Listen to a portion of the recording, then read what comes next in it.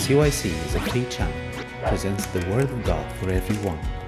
Your support will help us to continue the mission. Visit our website, cycnow.com. Even $1 will make a difference.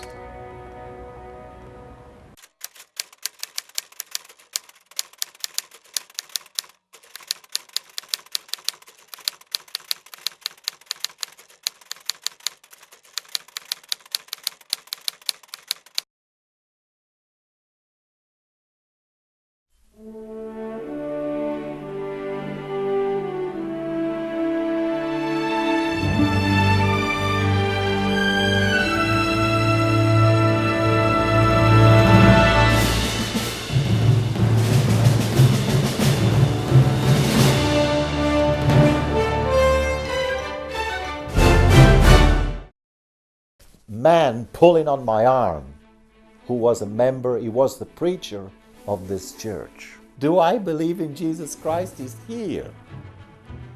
I see Jesus Christ. The Bible, forget it. I didn't know anything. Sky was dark and it was full of stars. Above my house, directly, was the biggest butterfly that I'd ever seen in my life. And the colors of this butterfly was all the colors of the rainbow. And I could not produce, if I tried, those colors that was in the sky, made from stars, that made that butterfly. They were all the colors of the rainbow, but I could not mix those colors with paint. I could not achieve that beautiful, vivid color that was also shining with light that created this butterfly. Well, we didn't know what to say. We didn't know what it meant.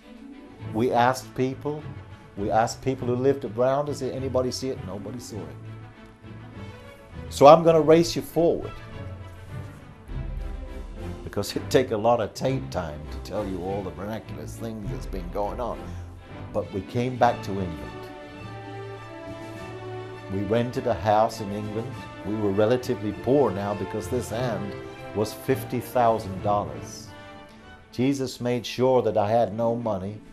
He also made sure that I gave all my home away to all the poor people who lived in the mountains. So everything that I'd made from a young man, all the money that I'd made invested into my own home, the furniture and such things, I gave them all away to the poor. And I came back with one box of personal effects. I started with a passion and a desire to learn the Bible. I'd seen Jesus, but I didn't know anything about him. I didn't know any of the Bible stories, I promise. And I started studying. And I wasn't satisfied studying this Bible, which was a gift. Before I left America, a young man half my age had bought me the present. It was a King James Bible, and I started to study this Bible. I had an instinctive, overwhelming desire to find ancient Christian books. So I was going in old bookshops around England, collecting old Christian books. And I found an old Pentateuch from 1735. That was the date. I opened the first page of this book when I got it at home. I paid nothing for this book, because in my country now, it's a post-Christian country. So you can buy Christian material for nothing. So I paid nothing for this beautiful book that I was so thrilled to possess. I opened the first page, and there was the sign of the fish. And I thought to myself, yeah, I know the sign of the fish. It's Ixos and all this I've been studying. And I thought I was getting clever. And I thought I knew what the sign of the fish meant. I'm going to teach you later.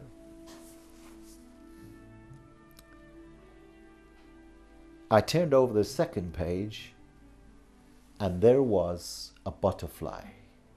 Now this book was an ancient book.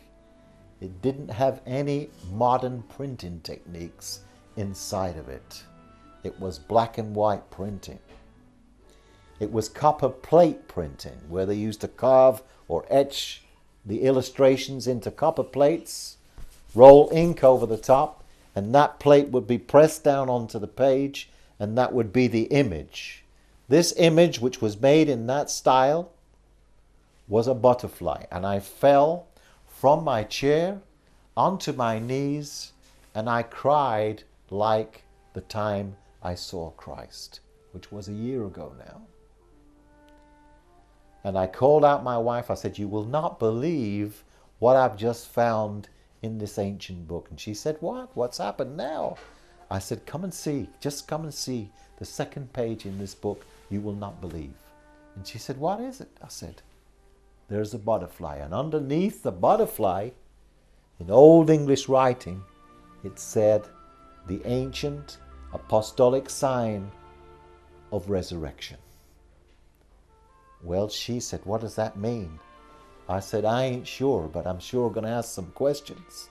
But I can't believe it, that we had a butterfly above our house made out of stars. And here's a butterfly in this book a year later, and underneath that butterfly it says the ancient apostolic sign of resurrection." Now, can you imagine what this is like for a human being who did not believe in God to deal with? Can you imagine what this is like? Am I going crazy? Am I going out of my mind? Did one of my experiences in the past affect my mental capacity? Is something disturbed in me? No, because my children saw the butterfly. No, my wife saw the butterfly. This is real. This book is real. That there is an account of a symbol used by ancient Christians. It's an ancient apostolic sign of resurrection. And so I kept this thought inside of myself. I was running around churches. I didn't know where to go. I didn't know what to belong to. I didn't know where I belonged to. But I was asking priests, vicars, deacons, monks, Catholics, Greeks, Russians. And all they could say to me was, "George, you are very blessed. We spend a life of prayer for these things, and you have all these things. You are so blessed." But you know something?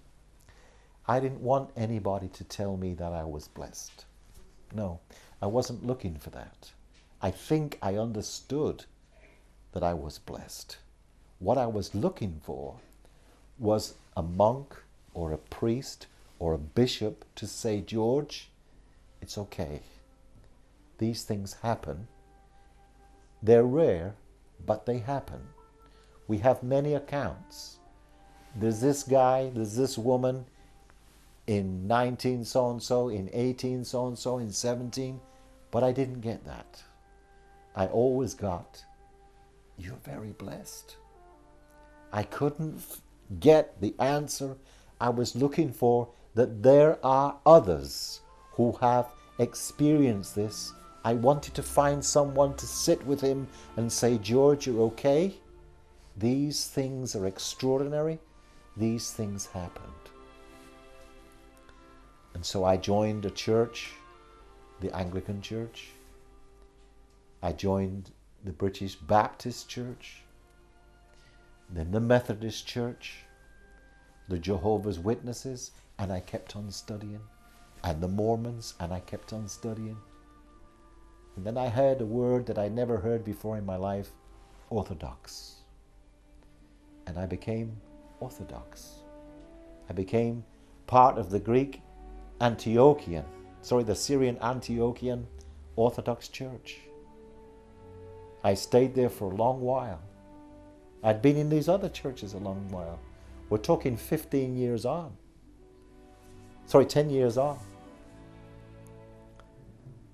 I became in the choir of the Russian Orthodox Church, searching hard for people who were absolutely dedicated, devoted to Jesus Christ, who could give me similar accounts or tell me of other people who were living this way with these experiences. So I was, after 10 years, lonely. I can remember crying to Jesus Christ Please, Lord, when you was here, you had 12 apostles. I'm here and I don't fit anything because I'm so fired. I'm so searching hard and I can't find people who is on fire in this way. And all the time, remember, I'd been studying, and by now my Bible is starting to fall to pieces because of the markings and the notes and the research and the study and the illumination marks and the underlining and the side notes and the bottom notes and the notepads and the thesaurus and a book of the apostles and the history of the Egyptians and the history of the Greek and the history of the Romans and archaeology, and it's getting bigger and bigger and the knowledge is getting bigger and bigger. After 4 years of study, I began to be militarily quite proud of myself. I began to be happy that I had a head around the Bible. I knew the stories now. I'd read the Bible 4 or 5 times now, completely. I'd read a lot of archaeology. I'd read a lot of evidence of the roots of the Bible. I'd read a lot of history and Christian books. And I was quite confident that I could take on Billy Graham from America. I could give him a run for his money.